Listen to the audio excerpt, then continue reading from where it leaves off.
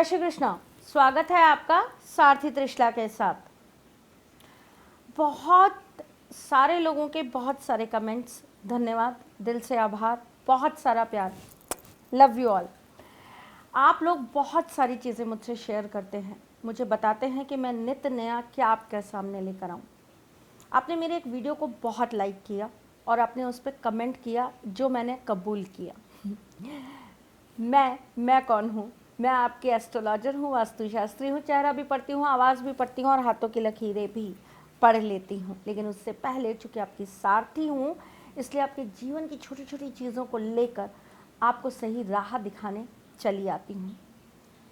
चींटी वाले एपिसोड पे आपने मुझसे कहा था कि घर में चूहे अगर आते हैं तो इसका क्या राज होता है, क्या ये अच्छे होते हैं या बुरे, ये आप हमें ज़रूर बताइएगा। तो चलो आज मैं आपको बताती हूँ कि घर में चूहों का आना शुभ होता है या अशुभ।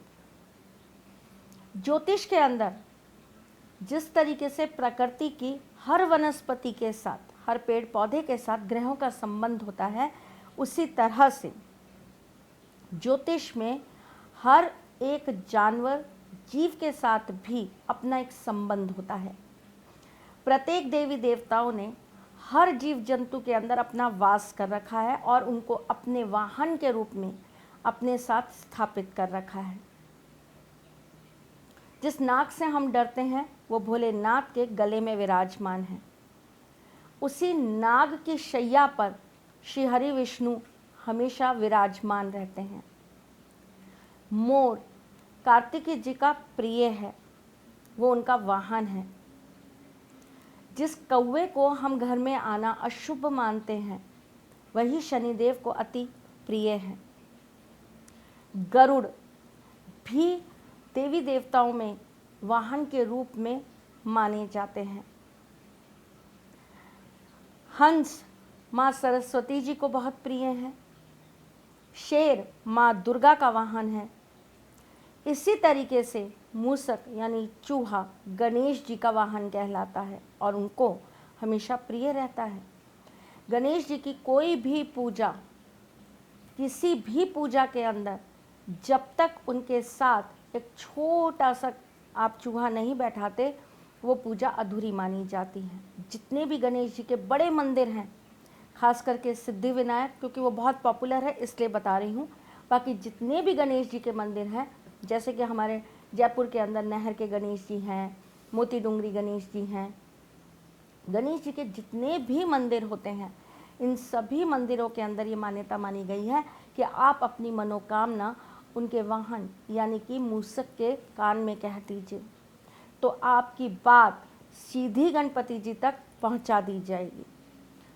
ये सारी चीज़ें देवालयों तक बहुत अच्छी लगती हैं। ये सारी चीज़ें अगर हम देवी देवताओं के साथ जोड़ते हैं बहुत सही लगती हैं, परंतु जब ये घर में प्रवेश करते हैं तो इसका क्या प्रभाव आता है, ये बताने से पहले एक बहुत इंटरेस्टिंग बात और बताती हूँ आपको। राजस्थान का एक मंदिर है, देवी का मंदिर है, जहाँ पर सफ़ेद चूहे हैं और उस मंदिर में इतने चूहे हैं कि आप जब देवी के मंदिर में प्रवेश करते हैं तो आपको पैर भी बहुत संभाल संभाल के रखने पड़ते हैं, क्योंकि चूहे आपके इर्द गिर्द घूमते रहते हैं।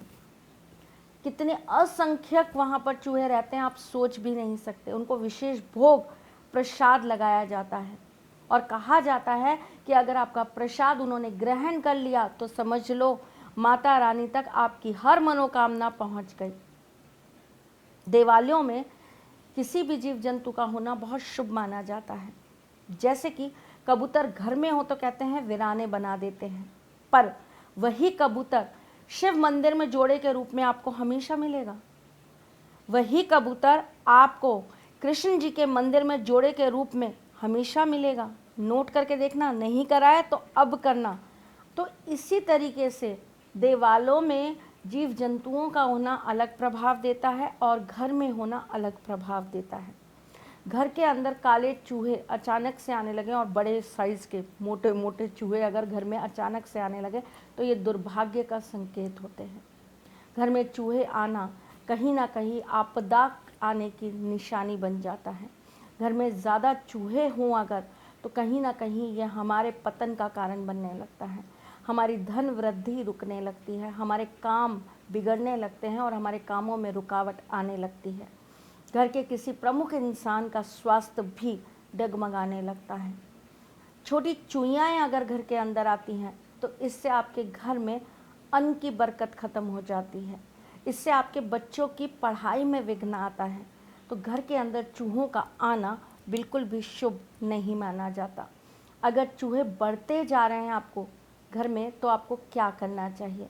आपको प्रत्येक बुधवार को गणेश जी के मंदिर में जाकर 5 लड्डू दुर्वा के साथ चढ़ाने चाहिए और प्रार्थना करनी चाहिए कि हे गणपति बप्पा, आप अपने वाहन को अपने साथ रखिए ना, अपने साथी को अपने पास बुलाइए ना, उनको कहिए हमारे घर में ना रहें। वो देव हैं, देवों के देव हैं, आपकी मनोकामना सुनेंगे भी, मानेंगे भी और आपके घर से स्वतः ही चूहे कम हो जाएंगे। चूहे की एक प्रजाति होती है जिसे हम चकचुंदर कहते हैं। चकचुंदर का घर में होना बहुत शुभ माना जाता है। दिवाली के समय अगर चकचुंदर दिख जाए, खास करके धनतेरस या छोटी दिवाली के दिन आपको अगर चकचुंदर दिख जाए तो समझ लीजिए आपके घर में धन के भंडार खुलने वाले हैं। आपके घर में महालक्ष्मी जी और कुबेर जी की कृपा अथाह बरसने वाली है। चूहे अगर आपके घर में बहुत ज़्यादा नुकसान करते हैं, चीज़ों को काटते हैं, आपको बहुत ज़्यादा दिक्कत होती है, परेशानी होती है, आप उनको मार नहीं पाते हैं ये सोचकर कि ये गणेश जी का वाहन है, हमें पाप लगेगा, तो आपको क्या करना चाहिए?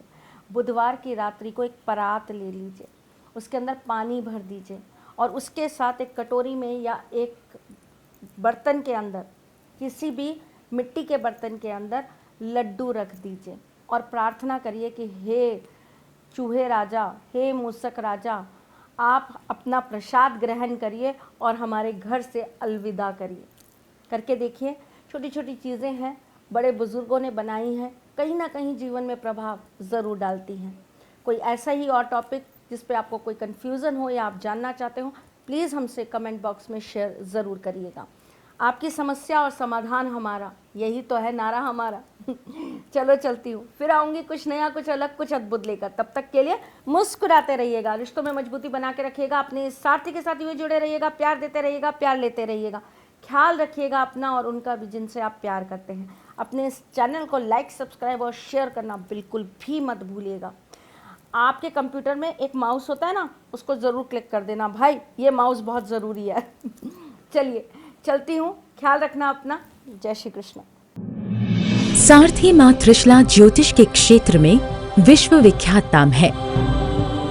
ज्योतिष शास्त्र में पीएचडी मां त्रिशला पिछले 22 वर्षों से ज्योतिष की सभी परंपरागत विधाओं के साथ साथ अनेक दुर्लभ गुण विधाओं जैसे परछाई एवं नव्स के अध्ययन से अपनी सटीक भविष्यवाणी और पूर्वानुमान के लिए विख्यात हैं। अपने उपायों द्वारा लाखों लोगों का जीवन संवार चुकी मां त्रिशला लगातार 2016 से ज्योतिष विभूषण अवार्ड प्राप्त कर रही हैं। साल 2018 में उन्हें उत्तराखंड के मुख्यमंत्री त्रिवेंद्र सिंह रावत ने ज्योतिष विभूषण अवार्ड से सम्मानित किया था और साल 2016 में उन्हें राजस्थान में बेस्ट एस्ट्रोलॉजर के अवार्ड से नवाजा जा चुका है।